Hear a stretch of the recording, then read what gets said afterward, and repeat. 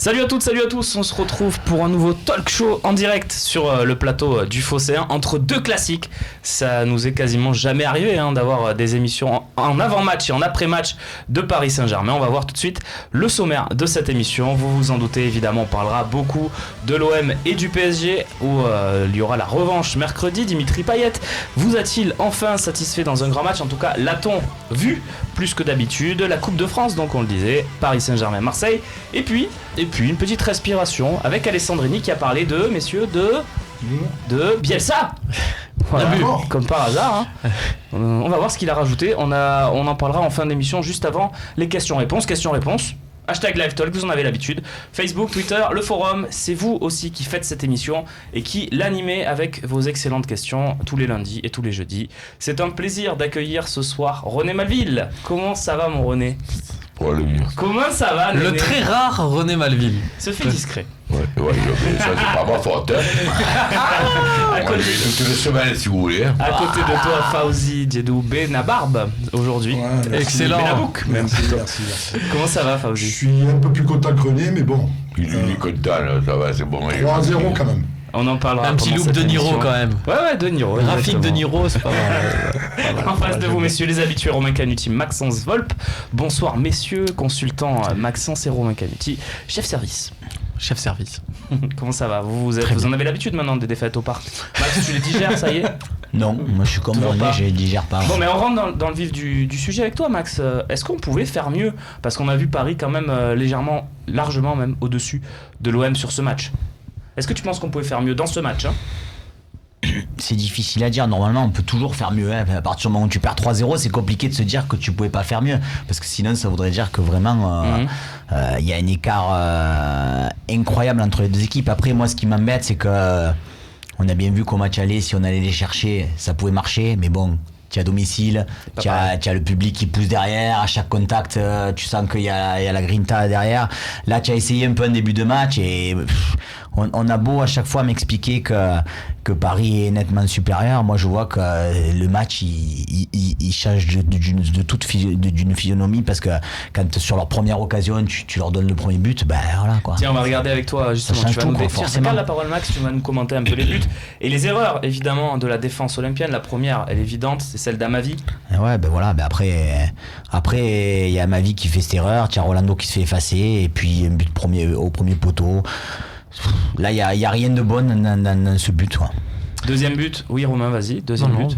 Vas-y, prends la parole, Romain. Deuxième but. Là, on voit un débordement d'Adrien Rabiot et puis voilà. C'est une erreur de Rolando ou pas? Parce que derrière, il y a Cavani qui traîne. Je suis pas sûr qu'il aurait c'est touché. Un mauvais réflexe. Je pense que c'est un mauvais réflexe quand même. Ça reste une erreur de Rolando qui, on le voit là, sur le marquage de Cavani. Après, et encore un peu limite. Allez, défends-le. C'est le moment. C'est le moment que tu as pour défendre Rolando. On est 4 sur le côté sur Neymar, mais normalement tu dois le kill dans la tribune. Et là, je rejoins René, on est des supporters avant tout. Je me kill dans la tribune, il doit pas centrer là. Il doit pas centrer, mais même sur le premier but, et moi c'est ça que je crois comprendre dans le sens de ta question, c'est qu'en face c'est Mbappé quand même, faut pas oublier, parce que ce qu'il arrive à faire, c'est pas tous les joueurs de Ligue 1 en face qui te le font, et pour moi, sans dire pour répondre à ta question, on pouvait pas faire mieux. Ouais. Je pense que le contexte et cette équipe de Paris là, elle était avec le match du Real, avec le match aller au Vélodrome qu'il avait en travers, et avec beaucoup de choses, les déclarations qui n'ont pas aidé peut-être en avant-match.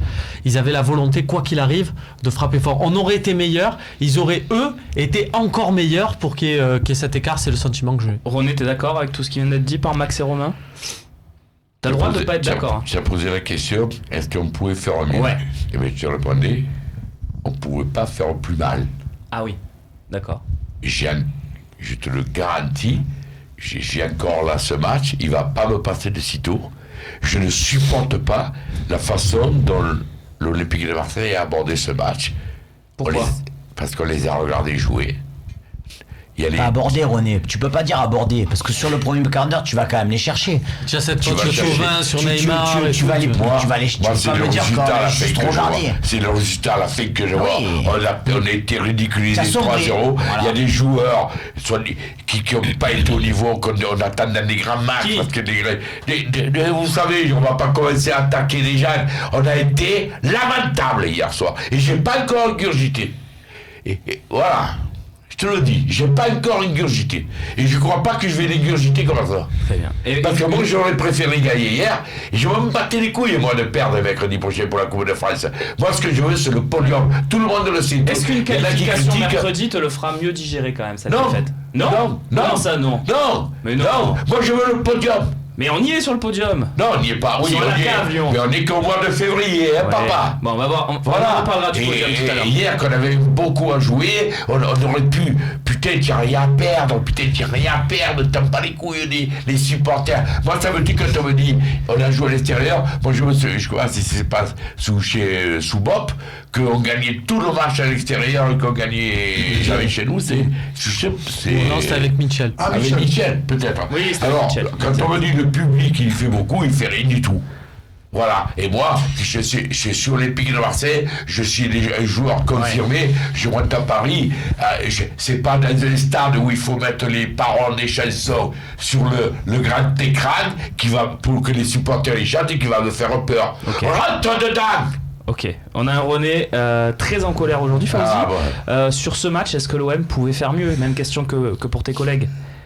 On n'a pas été bon sur une heure de jeu, mais on pouvait faire beaucoup mieux. Il y a des choix tactiques, moi, avec lesquels je suis pas d'accord. Lesquels? Évidemment, par exemple, Sanson n'est pas là, et au lieu de jouer à 2 attaquants, mourir pour mourir.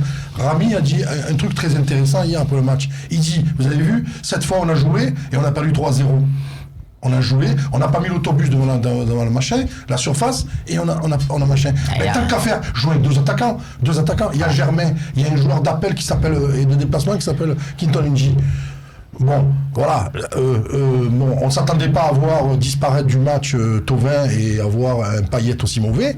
Mais en tout cas, si on se bat autant que René le dit, et je suis d'accord avec lui, quand vous voyez les pleurnicheuses sur le terrain pleurer, passer leur temps par terre, les Parisiennes, elles passent leur temps par terre à pleurer.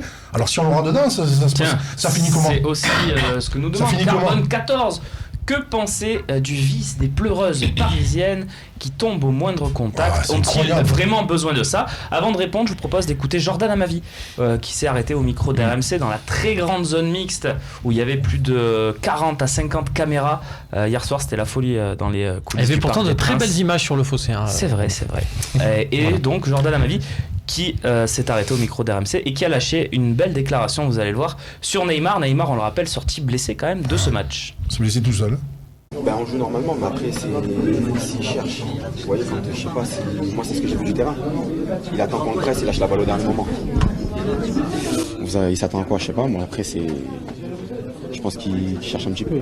Il récolte ce qu'il sème. Un petit peu. Parce que voilà, tout le monde le sait, il a du talent, mais bon, après, il attend qu'on le presse, au dernier moment, il lâche la balle. Après, pour se jeter, c'est facile, mais bon, c'est comme ça. Max, il a raison, Jordan Amavi, de dire ça, ou il devrait faire profil bas après une défaite 3-0?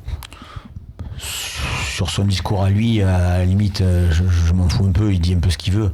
Moi, pour les habitués du talk, j'ai dit la même chose la semaine dernière, donc si tu veux que je te dise. Et à chaque fois, il fait le dribble supplémentaire un peu pour ridiculiser son adversaire. À un moment donné, quand tu mets un tampon, ce que tu disais, à un moment donné, tu le soulèves et tu dis la prochaine fois, tu le feras plus. Mais ça, j'ai l'impression qu'il n'est pas capable de le comprendre, Neymar. Donc, bon, il est exceptionnel. On n'est pas là pour dire que Neymar est nul. On sait tous qu'il est exceptionnel. Mais après, bon, ben voilà, ce petit truc qu'il a pas, je pense qu'il l'aura jamais. Excusera, c'est ce qui le mettra toujours, à mes yeux, à deçà d'un Cristiano Ronaldo ou d'un Messi. Tu les vois jamais pleurer, tu les vois jamais tomber comme. Chambrer non plus, on les voit pas chambrer non plus. Exactement. Plus trop. Ronaldo l'a fait un petit peu en début de carrière. Ronaldo l'a fait un petit peu en début de carrière. Que ça le desservait. Bien sûr. Oh, Neymar, il me semble, pourtant j'aimais bien ce joueur, mais il m'a rappelé Valbuena. Le mauvais Valbuena. Mauvais Valbuena, parce que Valbuena c'était un bon joueur. Il pleurait comme ça sur le terrain. Ah, mais c'est pas le seul. Sa mère. Mais même Par le docteur, appelez sa mère. Mbappé, il a fait aussi, il a été pas mal là-dedans aussi, et ça m'a un peu déçu de sa part. Mais on les a vus tous les deux au match aller, ils étaient là-dedans.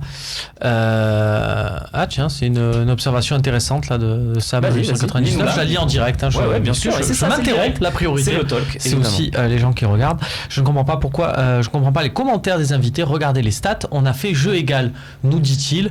Il y a quand même sur la possession en tout cas. Alors vrai, les stats, moi j'aime beaucoup et je suis le premier à le faire et on le dit, on peut en faire dire un peu ce qu'on en veut. Voilà, si tu fais jeu égal, exactement, il y a 3-3 ou il y a 0-0. Là, il y a 3-0. Pour moi, j'ai vraiment aussi l'impression qu'on avait en face un pari qui a fait un peu ce qu'il a voulu. Et il y a quelques années, on ne prenait pas 3-0 parce que peut-être qu'on n'avait pas les déclarations, par exemple, de Payet. Pour moi, je ne vais pas dire on a perdu parce que Payet, il a déclaré des trucs avant le match. Est-ce que tu compares ça aux déclarations avant le 5-1 de la saison dernière? Il y a un peu cet esprit-là. C'est-à-dire qu'il y a quelques années, René, j'ai vraiment envie que tu finisses l'émission avec nous. Dis-nous, s'il y a un point santé, on appelle la mère de Neymar, elle vient, peut-être qu'elle aussi de Neymar. Si tu nous fais une Neymar, là, à tomber. Non, mais ce que je veux dire, c'est que il y a quelques années, on perdait face à Paris 1-0, 2-0, les matchs sous Bob. Ils nous gagnaient 2-0. S'ils avaient envie, ils nous en mettaient 6. Mais c'est juste qu'ils forçaient pas le trait. Et là, peut-être qu'avec nos déclarations, à force de dire nous, on est un collectif, c'est des individualités, ils ont été encore plus motivés pour à 2-0 aller chercher le troisième et tout. Alors que les années précédentes, il y avait 1-0, 2-0, ça leur suffisait. Ils savaient qu'ils étaient largement au-dessus. Après, pour revenir sur la stat. On va conclure là-dessus juste après, mais vas-y. Pour revenir sur les stats qu'avançait notre auditeur, à un moment donné, au foot, la vérité, c'est de marquer des buts, quoi.